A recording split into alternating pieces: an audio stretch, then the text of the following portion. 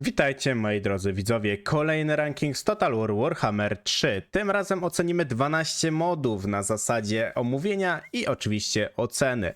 Ocena też będzie zależeć od tego, jak grałem w tego moda i się przyjrzałem niektórym mechanikom, armiom, lordom i jak to po prostu wygląda na przestrzeni, czy też same mody są konkretnie interesujące, zbalansowane. No będzie dosyć sporo tego omawiania. Oczywiście to jest moja ocena, więc każdy może mieć inną, żeby nie było na zasadzie, że SFO jest najlepsze, to. Dla mnie po prostu też ważne jest, czy mod mnie wciąga, czy jest w miarę zbalansowany, czy nie. Nie tylko liczy się po prostu głos tłumu. Więc przejdźmy wtedy po kolei. Na początek weźmiemy sobie tutaj południowe królestwa, czy tam księstwa. Oczywiście mod zawiera dosyć sporo, bo mamy tutaj 8 lordów. Mamy jakieś tutaj 30 oczywiście nowych jednostek i mimo wszystko jest te inne drzewko umiejętności, jest też drzewko technologiczne. Pod tym kątem, no wydaje mi się, że drzewko akurat technologiczne było tutaj bardzo uproszczone, bo mamy technologie, które na przykład trwają 15 tur, jest to dosyć długo.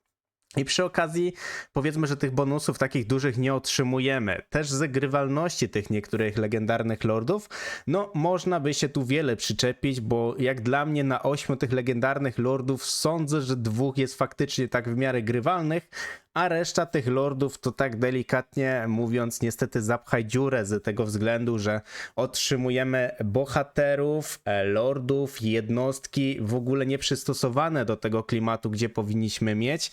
Też same rekrutacje tych początkowych jednostek, które mamy na samym początku, wychodzi dosyć ciężko, z tego względu, że niektóre frakcje, jak nie wiem, jakaś norska, wydaje mi się zdecydowanie ma już dużo lepsze jednostki niż niektóre tutaj, które zostały dodane, więc wygląda to naprawdę pod tym kątem dosyć słabo. Gdyby tutaj na przykład zbalansować bardziej armię, którą otrzymuje lord legendarny na samym początku, no bo wiadomo, jeśli to się trzyma na przykład loru i faktycznie dany lord powinien być w tej danej lokalizacji, jak na przykład jeden w Kataju, jeden, nie wiem, w Lustri, to powinien mieć chociaż w miarę przystosowaną armię do tego, żeby jakoś sobie poradzić i odniosłem trochę takie wrażenie, że te niektóre mody w ogóle nie są przystosowane pod wyższe poziomy trudności, tylko bardziej na zasadzie, żeby sobie pozwiedziać, zrekrutować jakieś niektóre rzeczy i pod tym kątem niektóre mody tak wyglądają i sądzę, że ten mod trochę do tego jakby należy. Z takich jakichś fajnych rzeczy na pewno, co mi się tutaj spodobało, żeby też mi zaraz myśl nie wypadła, to spodobało mi się to, że mamy jakby rekrutację jednostek, otrzymywanie dodatkowej możliwości rekrutacji niektórych jednostek poprzez posiadanie konkretnych oczywiście składników, jak na przykład, nie wiem, żelazna sztabka, jakieś tam przyprawy i tak dalej, i tak dalej. To było dosyć spoko, jakieś wykuwanie artefaktów, tak samo również była, pamiętam, taka mechanika, kurczę, milion myśli na sekundę, była taka mechanika, która dawała nam jakby bonusy od konkretnych jakby frakcji, czyli krasnoludy na przykład dawały to, że mogliśmy szybciej wybudować i mieliśmy tańszą budowę, nie wiem, Bretonia dawała charge de kawalerii dla całej armii, więc takie rzeczy były dosyć spoko. Podobało mi się, bo to się uruchamiało powiedzmy na 10 tur, więc taka mechanika naprawdę się fajnie sprawdzała. Mimo wszystko to było spoko, tylko tutaj najbardziej nietrafione, no to moim zdaniem sami legendarni lordowie, ich umiejętności, no tak trochę mi tutaj brakowało, ale największym zdecydowanie minusem była armia początkowa, w ogóle niedostosowana, wydaje mi się, do niczego. I no, szczerze powiedziawszy, bardzo się na tym zawiodłem, mimo że zagrałem tutaj 3 legendarnymi lordami. 4 troszkę pogrywałem, a resztę sobie po prostu przejrzałem, jak wygląda u nich sytuacja na samym początku. Też kwestia tego, że posiadali obozy, było ok, choć powiem szczerze, że te obozy bardzo często teraz są w niektórych modach i wydaje mi się, że to mega jest spamione. Więc jeśli chodzi o ten ranking, gdzie ja bym to oczywiście umieścił, no szczerze powiedziawszy takie B wydaje mi się będzie ok, czyli taka średniawka, z tego względu, że na przykład te niektóre mechaniki spoko, ale minusem na pewno drzewko technologiczne, startowa armia, plus na pewno, że jest jednak dużo tych lordów, zaczynałem w różnych z jednej strony miejscach, może nie z dostosowaną armią do konkretnego powiedzmy miejsca, konkretnej sytuacji, kampanii, ale mimo wszystko były tam jakieś plusy tej kampanii i dla osób, które grają na słabszym poziomie trudności, sądzę, że ten mod zdecydowanie da dużo frajdy. Jeśli chodzi o te jednostki, które tam nowe otrzymujemy, no moim zdaniem to dupy nie urywa mimo wszystko, ale sam fakt, że jednak te nowe jednostki są, mamy tam trochę rozbudowanych tych mechanik i moim zdaniem pod tym kątem naprawdę spoko. I przejdźmy w takim razie do kolejnego moda. Kolejnym modem to są akurat Champions of Undead, czyli mamy tutaj nową linię, jak sobie zobaczycie, Vala Harkonna. Oczywiście ogrywałem nim, jak dobrze pamiętam, 4 nawet live'y były zrobione. Mimo wszystko początek zapowiadał się ciekawy, ale jest jedna rzecz, która mnie w tym modzie bardzo tutaj, szczerze powiedziawszy, odrzuciła, a to oczywiście było to, że otrzymaliśmy takiego lorda, który, szczerze powiedziawszy, nie było go w stanie zabić. To była jednoosobowa armia po prostu i no to było dosyć słabe. I tutaj mamy właśnie wypisanych tych lordów. No i to był Abarosz. Abarosz? A dobra, to tutaj tak podpowiadam. No i mimo wszystko, jak sobie zobaczycie, tego jest dosyć sporo. Czy tych jednostek, czy tego... Tylko te jednostki też są na tej zasadzie, że one są oczywiście ulepszane, jak na zasadzie hordy. To było moim zdaniem spoko, bo mimo wszystko było trudno z tym. Z kasą było ciężko, bo też w większości zajmowanie osad, tam mieliśmy specjalne materiały, jak Dragon Scale, mieliśmy też taki specjalny metal, za który mogliśmy wykupywać budynki. To ogólnie było spoko, tylko zdecydowanie brakowało tam balansu na początku. Było trzeba jakby na samym początku długo wytrzymać na takich, delikatnie mówiąc, oparach. Na taki poziom legendarny, no kampania na początku daje w kość. Na normalu pewnie będzie zdecydowanie za łatwo. Ale mimo wszystko jedną fajną taką dużą zaletą to było to, że te jednostki bardzo ładnie wyglądały, miały fajne efekty. I mimo wszystko były bardzo różnorodne, że mieliśmy tutaj, jak sobie zobaczycie, głębinowych, mieliśmy specjalnych templariuszy z Drakenhof, mieliśmy takich jakby trochę nurglowych jakichś wojowników, trochę tak to wyglądało, dużo jakichś tam potworków i pod tym kątem zdecydowanie fajne też bitwy, które mieliśmy do jakby stoczenia z Imperium, bo w większości tu jest powiedzmy taki content walki wampirów z Imperium, taki dosyć konkretny. I oczywiście Imperium też otrzymało dosyć mocne jednostki, jakichś gryfów, jakichś strzelców, więc też powiedzmy Imperium nie było takie bezbronne pod tym kątem, nawet niektóre walki były mega przegięte.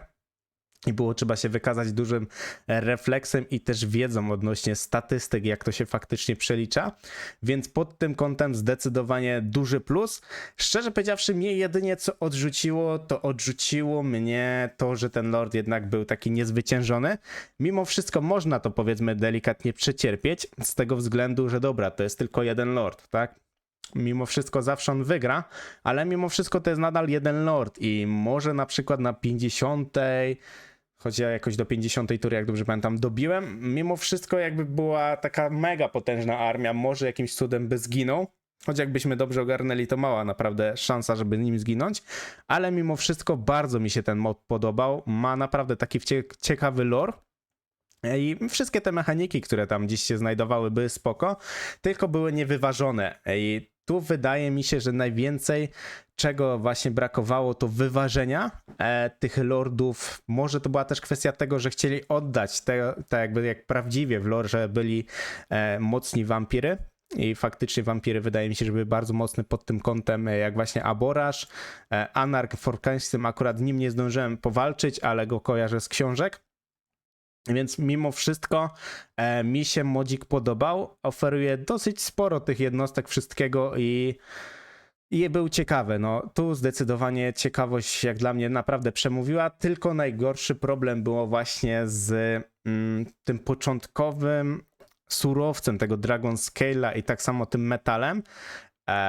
No i minusem był ten Aborasz, że był taki niezwyciężony, ale mimo wszystko mod naprawdę zdecydowanie bardzo fajny i szczerze zastanawiałbym się nawet, żeby go do Eski wrzucić, bo sama jeszcze oprawa graficzna była mega fajna i wiecie co, wrzucę do Eski, bo naprawdę mega mi się podobał.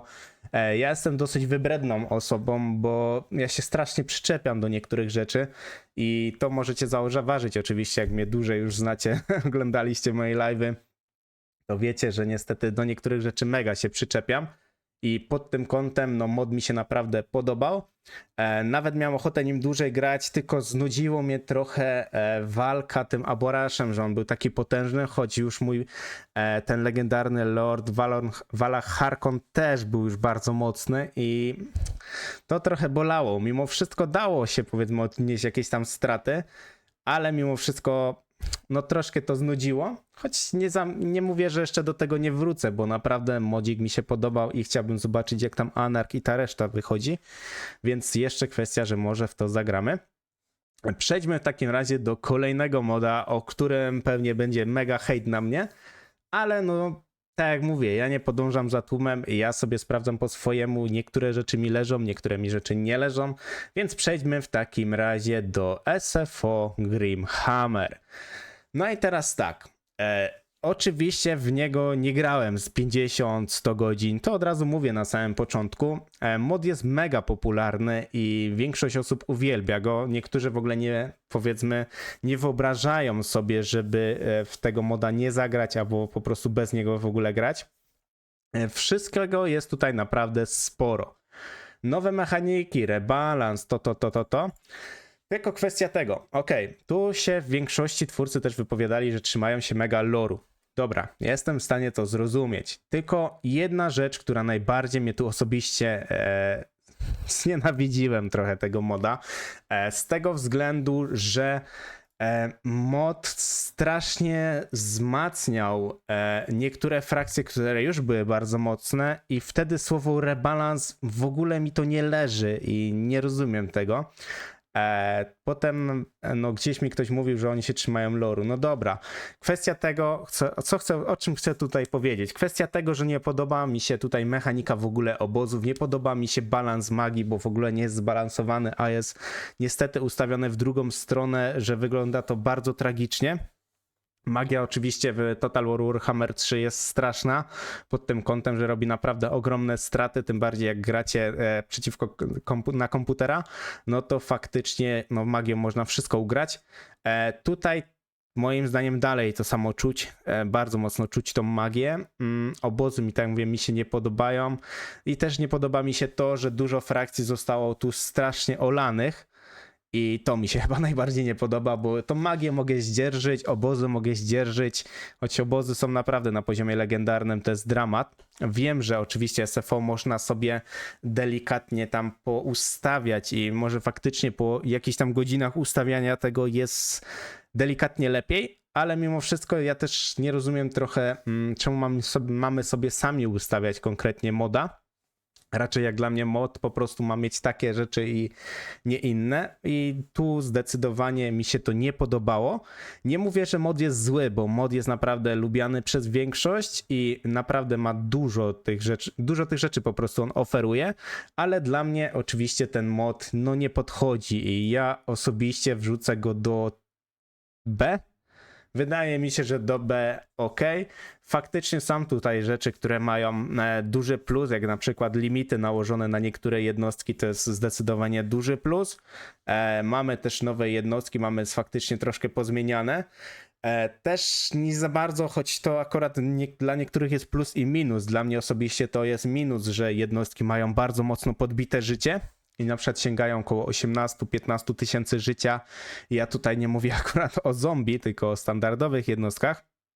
Więc pod tym kątem mi to osobiście nie leży, ale dla drugich osób zdecydowanie wiem, że to jest plus. Ale tak jak mówię, to jest oczywiście moja ocena, nie wszystko mi się po prostu podoba jak każdemu. I tu zdecydowanie daję to po prostu do B. Przejdźmy do kolejnego moda, który jest akurat bardzo związany ze Skavenami. Jest to Skaven Cloud. Blood for the Blood God. Jeśli chodzi o tych Skavenów, no otrzymujemy tutaj dosyć sporo tych klanów Skavenów, w sumie chyba wszystkie, jakie są gdzieś tam dostępne. Otrzymujemy nowe jednostki, które tam dosyć fajnie wyglądają. Najbardziej mi się śmiać chciało chyba z krasnoludów, którzy byli jakoś niewolnikami czy coś tego typu. No wyglądało to prześmiesznie naprawdę. Zerowy prawie pancerz chyba na nich był. Albo coś byli faktycznie słabi pod tym kątem. Mod ogólnie wydaje mi się fajnym modem. Brakowało mi tam troszkę balansu właśnie względem armii początkowej I to jest taka dosyć mocna bolączka, zauważyłem, wszystkich modów i nie wiem właśnie, czy to jest to, co mówiłem wcześniej, że to jest jakoś dostosowane na niższy faktycznie poziom trudności, no ale no niektóre tam kampanie no dawały się we znaki. Tutaj ogrywałem, jak dobrze pamiętam, 4 lordów, 4 klany i z tego co wiem, 2 były chyba ok. 2 były trochę naprawdę takim w tragicznym położeniu i ta armia początkowa, ten lord na początku, no zdecydowanie to nie była moja bajka, w ogóle sobie gdzieś tam nie radziłem nimi. I tu nie była kwestia, że jakiegoś tam doświadczenia, ale po prostu no są czasem jednostki, są armie, z których no czasem się czegoś nie wyciągnie, no nie da się po prostu, no po prostu się nie da i tutaj też odczułem takie wrażenie, choć muszę przyznać, że mod mimo wszystko był mega przyjemny dla mnie i dobrze mi się w niego grało. Nie był on jakiś mega wybitny, ale naprawdę oferował dosyć sporo frajdy. I pod tym kątem, jeśli chcecie sobie gdzieś tam z kawenami pograć, naprawdę jest to bardzo fajna opcja. Ja osobiście nie jestem mega dużym zwolennikiem skawenów, bo dla mnie skaweni są troszkę strasznie nudną są frakcją po prostu. Tam się aż samo ciśnie, żeby automaty walić z tego względu tych jednostek chociażby. Choć tutaj tych jednostek trochę jest więcej i te jednostki nawet dużo lepiej się sprawdzają. Względem mechanik też tutaj nawet fajnie to wyglądało, że ci niektórzy skaweni faktycznie byli wyjątkowi i pod tym kątem no muszę uznać, że ten mod był naprawdę spoko i osobiście wrzucę go do A. Wrzucę go do A, bo naprawdę mimo wszystko fajnie się w niego grało i sprawiał on mega przyjemność. Kolejny modzik to jest akurat elf wysokiego rodu, jest to ostatnio ogrywany Elerion. No i tutaj no muszę się bardzo mocno przyczepić do wielu rzeczy, ale zacznijmy może po kolei. Względem tego, co tutaj macie pokazane, jednostki, bo oczywiście mamy nowego lorda, mamy nowych bohaterów, mamy latające Pegazy, no ogólnie jest spoko na pierwszy rzut oka. Na pewno dużym problemem jest to, że jednostki, które tutaj nowe właśnie otrzymujemy, jak nowe Raven Knightsy czy Elerian Silverhelmsy, czyli kawaleria, no wychodzi strasznie słabo pod tym kątem, że te statystyki są tragiczne, są za bardzo zbliżone do podstawowych jednostek, gdzie Elerion z tego co lorowo wywodzi się z jednych z najlepszych jednostek konnych, a tutaj, no delikatnie mówiąc, wychodzi kapa trochę i szczerze powiedziawszy, nie dość, że początkowa armia samej kawalerii i samego lorda na początku to jest dramat z tego względu, jakbyście chcieli oblegać jakieś miasto.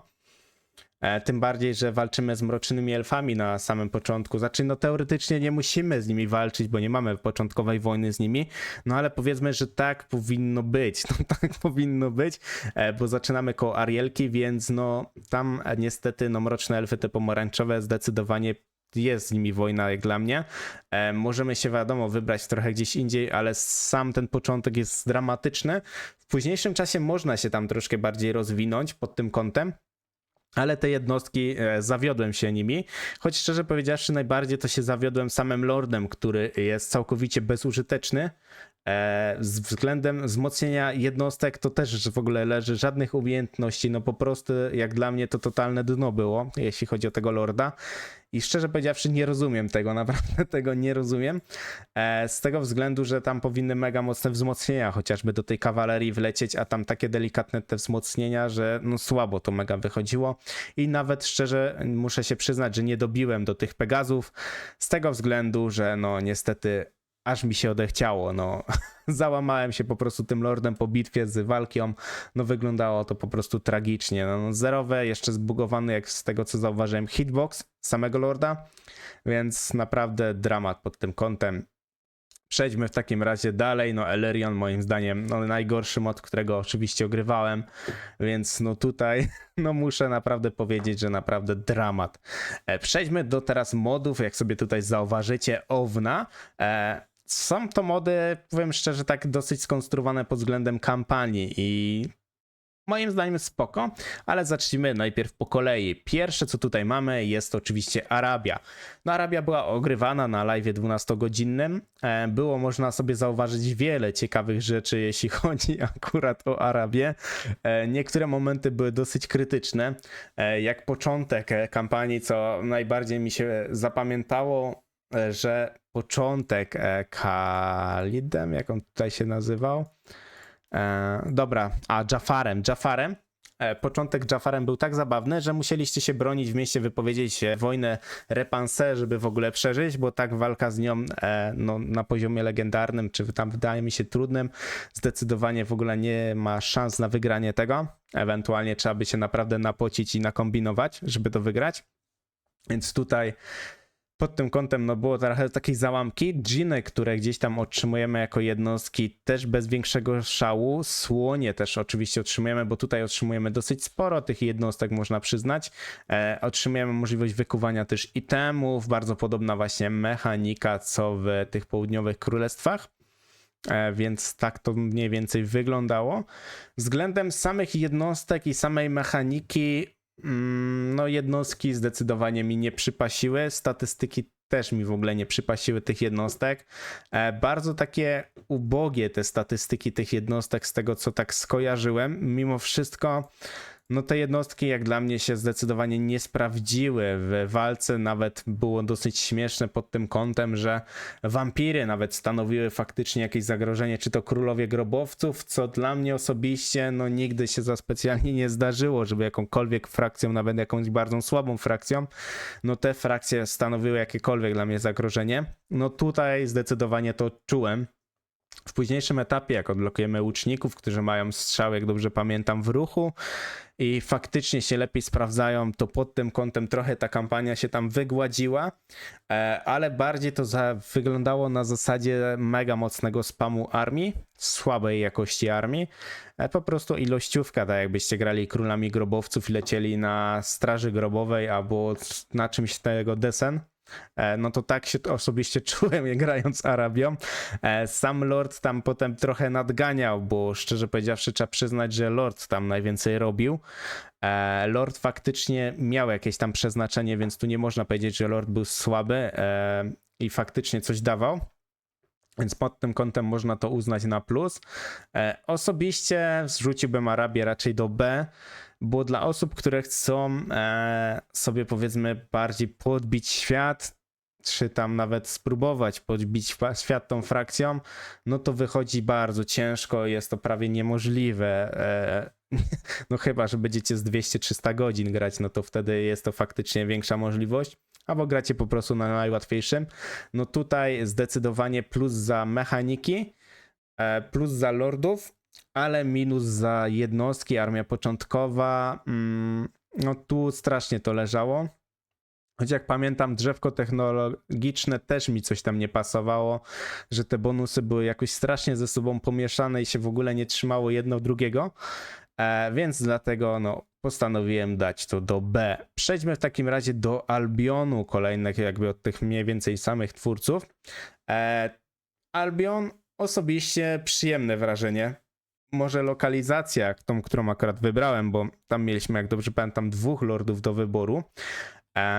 Oczywiście właśnie 2. Była właśnie ta Krucza Królowa i taki gościu, który zaczyna konkretnie na Albionie. Powiem szczerze, Albion dobrze wspominam, bardzo przyjemnie mi się nimi grało. Z tego względu, że właśnie sam ten lord sprowadzał taką aurę ciekawości i aż chciało się po prostu toczyć te walki. Te walki były troszkę bardziej wymagające. Te jednostki odczułem, że mają jakiś większy gdzieś tam potencjał, ale no było trzeba troszkę doczekać się tych jednostek i to było troszkę ciężkie, tym bardziej, że komputer, no tam mieliśmy bardzo dużo tego chaosu jednak i ten chaos, czy tam Norska non-stop gdzieś tam chcieli z nami wojować. My nie byliśmy w stanie nie wiadomo czego robić, no ale tu trzeba przyznać, że mod mi się osobiście podobał, bardzo dobrze mi się nimi grało i osobiście polecam sobie nimi zagrać, bo naprawdę jest to bardzo fajne doświadczenie. Troszkę nie pamiętam dokładnie już tego drzewka technologicznego, jak to tam wyglądało, ale to znaczy, że po pierwsze nie było ani super, ani nie było złe, bo gdyby było mega super, to bym je pamiętał, a gdyby było też mega złe, też bym je pamiętał. Wiem, że kwestii kasy tam było troszkę ciężej, ale dało się to powiedzmy jakoś wyciągnąć, nie było dramatu pod tym kątem.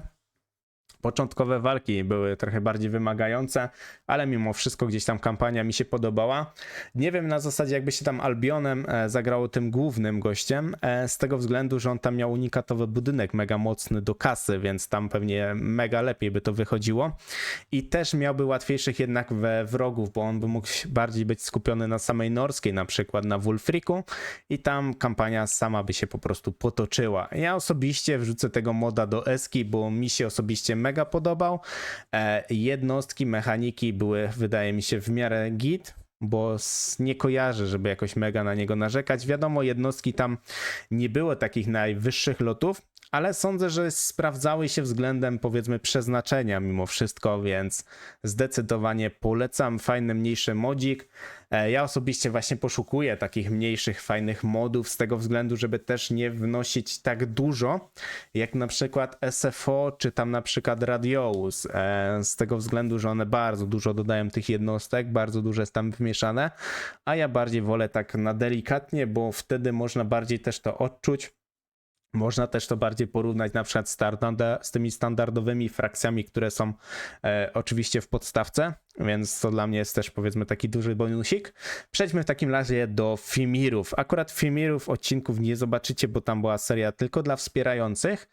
Fimirami mi się osobiście dobrze grało. Te jednostki, które tutaj otrzymywaliśmy, są mega śmieszne pod tym kątem, chociażby wyglądu tej mechaniki i zdecydowanie podoba mi się ten mod, naprawdę mega mi się podoba i tutaj chylę czoła dla twórców, że naprawdę zrobili mega fajną robotę. Ja osobiście tutaj sobie właśnie ogrywałem Tendris of Doom i zdecydowanie podoba mi się właśnie walka właśnie królem, tam była walka z Mazamundim, można sobie lustry właśnie fajnie podbijać, bo drugi zaczyna bardziej przy norskiej, bliżej tego Norlandu.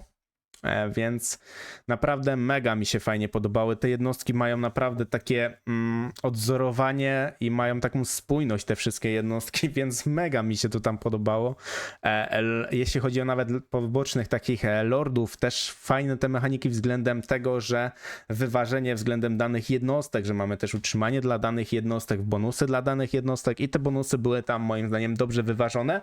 I ta kampania naprawdę była ciekawa i nie było tak na tej zasadzie, że macie bardzo potężne jednostki, bo walczyłem tam, pamiętam, z Skulltakerem i tam no nie było za kolorowo, była to taka walka na tej zasadzie, że albo my, albo oni, nie było tam możliwości, nie wiadomo co zrobić, więc tutaj naprawdę mega fajna mechanika, tym bardziej, że mamy też unikatowe budynki wzmacniające na przykład takiego króla.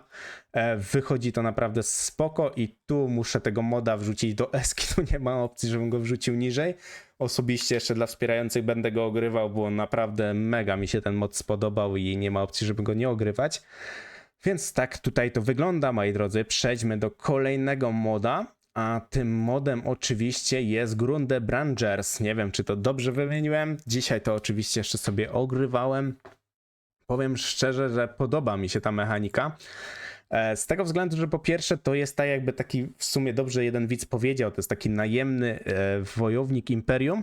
I to fajnie wychodzi, bo macie wiele zadań do zrobienia, dostajemy wiele legendarnych itemów, które możemy sobie gdzieś tam przemieniać, jakieś tam miecze, nie miecze i to może na przykład nosić tylko nasz legendarny lord, więc to jest fajne, że wiecie, nie wzmacniamy nie wiadomo ile tych jednostek.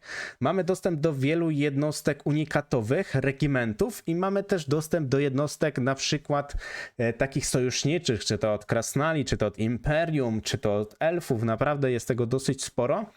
Lokalizacja może jest początkowa taka ciężka, tylko że to jest kwestia tego, że ja wybrałem oczywiście trudniejszą ścieżkę, ale zdecydowanie bardzo fajnie ten modzik wychodzi. Bardzo przyjemnie się w niego grało. Armia początkowa jest bardzo krucha i na początku dla niektórych może być trochę ząg, ale jak dla mnie da się to wyciągnąć. Jak ja to wyciągnąłem, to wy to spokojnie wyciągniecie, więc z tym nie ma zdecydowanie problemu. Tych jednostek jest sporo. Dodatkowo te jednostki też są tak dosyć ciekawie zrobione, bo mamy na przykład działa, które mają karta, czy mają standardowo, więc to też jest fajna opcja. Mamy możliwość właśnie kontraktów lokalnych, mamy możliwość regeneracji armii w ciekawy sposób, nie będę zdradzał, spoilerował. Jest naprawdę bardzo fajna opcja tego moda. Jak dla mnie zdecydowanie się ktoś tutaj mega przyłożył do tego moda i wyszedł spoko. Naprawdę wyszedł spoko. Początek może troszkę zirytować, bo można się tam zaplątać. I to też kwestia tego, jakie tutaj kontrakty nam wskoczą, bo to jest też bardzo ważne. Jak komuś wskoczą fajnie kontrakty, to zdecydowanie dużo szybciej można się tam podnieść i wskoczyć naprawdę na piękną armię. I wtedy już walki są samą przyjemnością.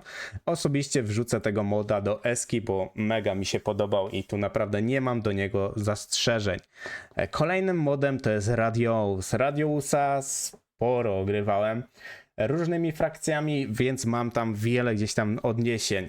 Radious osobiście sądzę, że to jest bardzo dobry mod.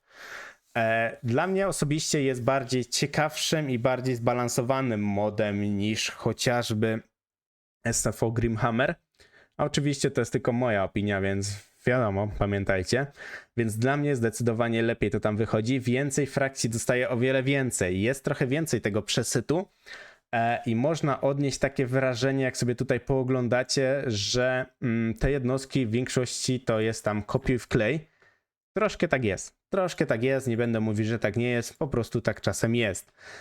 Tylko plus jest taki, że w miarę wszyscy coś dostają, więc Bretonia dostaje piechotę, Norska coś tam dostaje i na przykład to jest takie dobre porównanie, gdzie w SFO, ja wiem, lorowo to wszystko to ok, tylko że tam nie dostajemy i tu wydaje mi się, że magia mimo wszystko jest troszkę bardziej zbalansowana, okej, tu zawartość, jest bardziej zbalansowana. I wydaje mi się, że pod tym kątem na pewno spoko. Garnizony mniej odczułem, że jest taki większy... Powiem tak, wydaje mi się, że garnizony były bardziej zbalansowane niż w SFO i to jest dla mnie duży wyznacznik, bo ja też nie jestem osobą, która lubi toczyć każdą walkę o każdy najsłabszy garnizon, w którym się nagle znajduje nie wiadomo ile armii, więc wybaczcie, tutaj akurat mi się coś kliknęło, więc pod tym kątem no Radious jak dla mnie wychodził zdecydowanie lepiej. Musimy pamiętać, że to jest mod, który naprawdę bardzo dużo wszystkiego dodaje i dla niektórych osób może to być aż za dużo. No chyba, że akurat wam SFO się Grimhammer spodobało, no to wydaje mi się, że Radious też wam się spodoba i warto jest, powiedzmy sobie, w to zaryzykować. Ja osobiście umieszczę go w A trochę wyżej niż SFO, bo dla mnie SFO po prostu no, na wielu płaszczyznach gdzieś tam no, nie przypasiło. No i po prostu tyle. Przejdźmy w takim razie do kolejnego moda, który osobiście zrobiłem dominację na cały świat, więc zdecydowanie mi się podobał. Ja go wrzucę do Eski, ale jeszcze go tutaj omówimy. Z tego względu, że jest to Legion of Nagash. To jest oczywiście Nagash, no co tu więcej powiedzieć. Z tego mamy dużo możliwości, bo Nagash ma po pierwsze dużo nowych jednostek, mamy też dużo legendarnych lordów, mamy możliwość właśnie wzięcia sobie do armii Arkana, Neferatę, czyli też lorowo, Krela, Vlada, Manfreda, Luthora, Dieter Morduma, no jest tego naprawdę dosyć sporo, sam mod ma fajną fabułę. Dosyć fajnie się gdzieś tam walczy w tych niektórych walkach tych fabularnych, co tam mamy możliwość. Sam Nagash oczywiście jest bardzo potężny. Tu trzeba przyznać, że naprawdę na późniejszym etapie to on się zrobił taki mocny, że wychodzi naprawdę mega spoko. Też ci bohaterowie, których gdzieś tam mamy dostępnych, latających, takich no mega mocne jednostki. Pod tym kątem naprawdę spoko. Początek może być trochę ciężki, gdy źle tam sobie zagramy. Jak dobrze pamiętam, chyba nawet tutaj jeszcze były na limity na jednostkach, ale nie jestem tutaj na 100% pewien, czy się coś nie pozmieniało. O, tutaj mamy bardzo fajne jednostki, naprawdę mega mi się podobało. Tu jest Neferata. Naprawdę mod zdecydowanie polecam. Warto sobie zagrać, żeby chociażby tak lorowo sobie pooglądać te postacie. Sama Neferata bardzo fajna. Też Arkan wtedy jest zmieniony, Caledria Też naprawdę spoko. Caledria, jak dobrze pamiętam, ona była w Kataju, więc naprawdę spoko modzik. Zdecydowanie mi się podobał, więc tu nie ma innej opcji, żeby inaczej to wrzucić. Został nam ostatni tutaj mod, jest to Tribes of the North, czyli ogólnie norska. Do norskiej wiele tam zmian wchodziło. Osobiście jest to taki, bym powiedział, dosyć konkretny mod do norskiej, chociażby z tego względu, że dodaje dużo jednostek, dodaje dużo lordów i jak dla mnie naprawdę jest godny zachowania, zagrania. Jak sobie tutaj zobaczycie, 100 nowych kart, choć wiadomo, te niektóre karty są bardzo podobne do podstawowych, tylko są delikatnie zmienione, czy to graficznie, czy też statystykami. Nowe oczywiście umiejętności, nowe itemy i wydaje mi się, że zdecydowanie warto jest sobie w to zagrać. Z tego względu, że norska nawet tutaj sobie radziła spokojnie z Imperium, jak dobrze pamiętam, jak przechodziłem. Ja tutaj, jak dobrze pamiętam, grałem chyba 3 lordami. Grałem na pewno Ulfricem, grałem na pewno Wolfem i chyba tym, ale nie jest tak, wydaje mi się, że tamtym. I powiem szczerze, że tam faktycznie były różnice między tymi lordami, między tymi troszkę mechanikami. Były tam niektóre bardziej rozbudowane też te mechaniki. Kurczę, nie pamiętam drzewka technologicznego, jak one to tam wyglądało. Mieliśmy też właśnie dostęp do na przykład gifów Slanesha na konkretnym lordzie. Niektóry miał mega mocne wzmocnienia dla jednostek. Jeszcze tutaj sobie przejrzę, czy coś tu jest. Nie ma, dobra. No to tutaj niestety nie zobaczę, jakie było drzewko technologiczne, bo już nie pamiętam, bo tego moda dawno ogrywałem i mogło się tu też pozmieniać. Wydaje mi się, że prędzej jak się pozmieniało, to zdecydowanie na plus, ale moim zdaniem, nie zadem, zdecydowanie mod polecenia i warto sobie zagrać, tym bardziej, że norska niestety w podstawce jest bardzo mocno okrojona. I szczerze powiedziawszy, po pierwsze większość odrzuca, a po drugie no na późniejszym etapie gry to jest bardzo ciężko coś wygrać, to jest na zasadzie tego, że musimy mieć ogrom armii. Norska niestety jest tak trochę przygotowana, jakby też lorowo jest zrobiona, że oni idą po prostu w ilość, nie w jakość, no ale mimo wszystko jakby dostali trochę więcej jakichś jednostek, trochę lepszych jednostek, to mogliby się zdecydowanie bardziej rzucić na te imperium, czy rzucić na jakiegoś mocniejszego wroga i faktycznie odnieść sukces, ale ja sądzę, że ten mod był bardzo fajny. Osobiście dobrze go naprawdę wspominam, tylko nie mogę sobie przypomnieć drzewka technologicznego, ale był mega rozbudowany, dużo tego wszystkiego było i było po prostu w czym wybierać, bo to też jest ważne, bo inaczej jest jak powiedzmy macie moda, który dodaje, nie wiem, 10 lordów, a nagle się okazuje, że tych jednostek powiedzmy jest dodane 15, bo powiedzmy te drugie 15 to jest prawie identycznie w kopiuj wklej, z czego te 15 nowych są bardzo zbliżone do tych standardowych, więc niczym się nie różnią, żadną abilitką się nie różnią, ale lordowie na przykład nie mają żadnych unikatowych umiejętności, mechaniki, tylko po prostu w sumie kopiuj też wklej z poprzedniego, więc takie mody osobiście dla mnie są bezsensowne i trochę szkoda czasu na to. Ja rozumiem, jeśli chcecie sobie zagrać danym lordem lorowo, okej, pod tym kątem można to zrozumieć, ale mimo wszystko to ja osobiście nie czerpałbym tylko z tego powiedzmy takiej przyjemności, jakbym dostał początkową armię taką tragiczną, że w ogóle pierwsza bitwa już jest wyzwaniem i im dalej, tym zdecydowanie gorzej, bo to też nie o to chodzi, żeby się nie wiadomo jak wymęczyć na niektórych kampaniach, a niektóre naprawdę mogą tutaj zirytować. Dziękuję bardzo za oglądanie, mam nadzieję, że wam się spodoba. Jeśli któryś mod was oczywiście interesuje, no to link będzie w opisie. Dzięki za oglądanie i do następnego. Cześć, cześć, cześć!